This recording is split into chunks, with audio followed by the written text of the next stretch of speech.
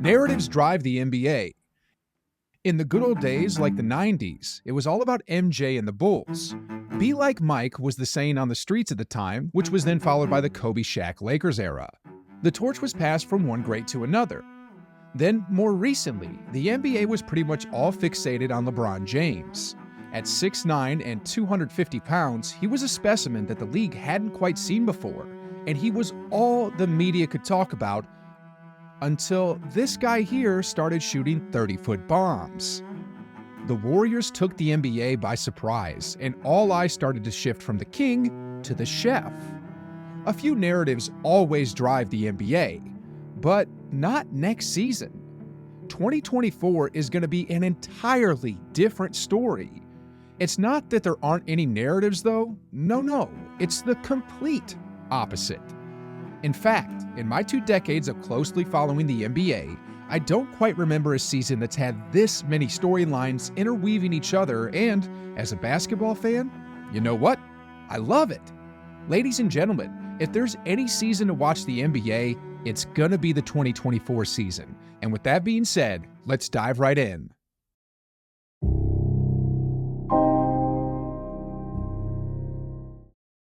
We're all excited to see what Victor Wembanyama, aka the best prospect in NBA history, can do in the NBA. No player since LeBron James has been hyped up this much, and when the season starts, the major question we'll all be asking is this guy for real? The only thing is, however, we'll barely have time to catch our breath and analyze him because just a few games into the season is the start of the all-new in-season tournament, where every player on the championship team is going to earn $500,000. This might not seem like a lot considering players like LeBron James and Steph are making, $50 million a year? But for many role players, it's a substantial amount of money. Like two-way players, for example. The prize money will practically double their annual salary. Now, I bring this up not for the money, but for how it'll affect the season. You see, to show their leadership and that they care for every member of the team, each superstar should be coming out strong with a mission to win. And you know what this means? You know what this means?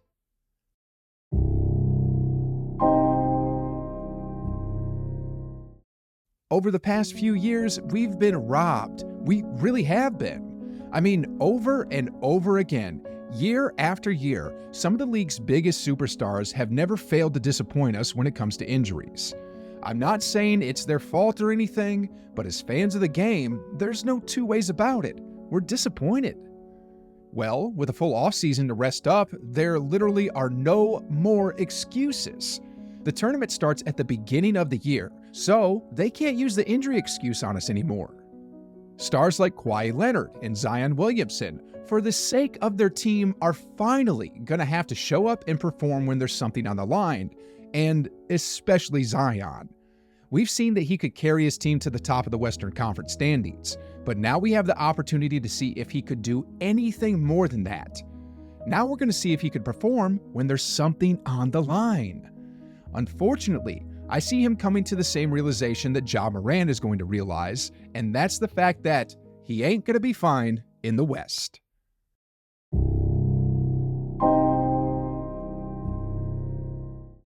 Forget about the Nuggets, Warriors, and Suns for a second, because the OKC Thunder are officially back.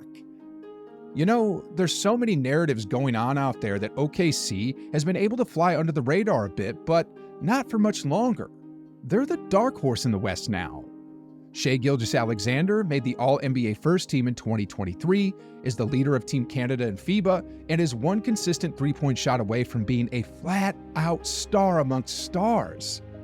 Then, as much as Wembanyama has been hyped up, his American rival, Chet Holmgren, is returning from injury. Sheesh, guys. Along with Josh Giddey and the other role players on the team, OKC is looking like what the process tried to be. And speaking of the process, although the Philadelphia 76ers are currently under the process of imploding before our very eyes, 2 other teams have pretty much completed their process as well. I'm talking about the Detroit Pistons and the Orlando Magic. Both of these squads have pretty much tanked over the past few years and are now filled to the brim with elite level talent and are both being led by #1 overall picks. they could both be dark horses in the East as well.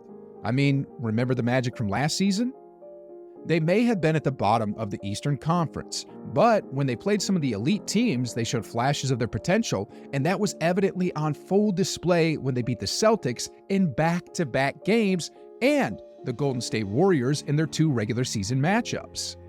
See what I mean by the number of narratives that 2024 has? And the crazy truth of all this is, I haven't even gotten to the good stuff yet.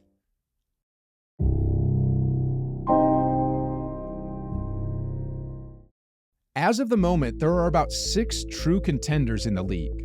Of course, any team can go on a Cinderella run and shock the world, but if we had to narrow the list down, it's the Bucks and the Celtics in the East, and the Nuggets, Warriors, Suns, and Lakers in the West. The Heat would also be on this list if they acquired Dame time, and the Clippers? Well, based on how their last 4 years went, I'm excluding them off this list. But anyway, look at all the narratives going on when it comes down to the powerhouse teams. Nikola Jokic and the Nuggets completely ran through the 2023 NBA playoffs. They looked unbeatable, but the truth is, they played against 3 play-in teams and a Phoenix Suns team that was just put together like a month prior. How will they hold up this season now they've got a target on their backs?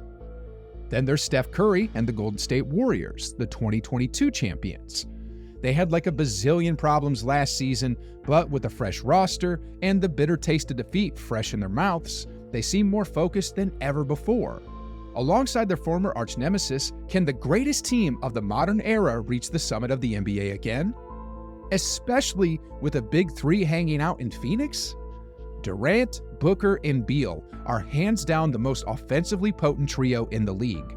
But Durant has never won anything without Curry, Booker has never tasted the playoffs without CP3, and Beal? Well, he was playing on a losing team for the past half-decade. Can these 3 come together and kill the ghost of their past? Or is this it for them? And speaking of, is this it? What about LeBron James and the Lakers? LeBron has always said that he wanted to retire after playing with Bronny, but because of his son's tragic unforeseen medical situation, is that still happening? And if not, could 2024 be arguably LeBron's last season in the league? While I don't think that's the case, anything can happen. Like if the Lakers somehow flame out to start the year, LeBron might just announce his last dance, sort of like how Kobe announced his retirement mid-season.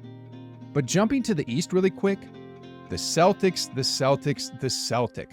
They traded away their heart and soul for a 7'3" unicorn, but can Porzingis really be the missing key that Tatum and Brown need to finally get over the hump? Or did they just make the mistake of a lifetime?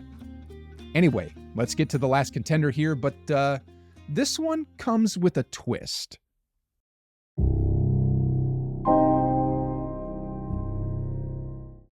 "2024 is gonna be a make-or-break year for Giannis and the Milwaukee Bucks. With an aging Drew Holiday and Lopez and the firing of their championship coach Mike Budenholzer, the future is really unclear for the Bucks. Can they still perform at a high level, or is this really it for them? Well, the fact of the matter is, unless their front office pulls off something miraculous, all signs are pointing to Giannis' championship window with the Bucks closing. And if he believes that too, then, like he said recently, he's gonna take his talents elsewhere. A top 3 player in the league, in his prime, requesting a trade. Wow. The 2024 offseason is gonna be off the hook. And, well... Somebody said please come to the Warriors. Hey, man.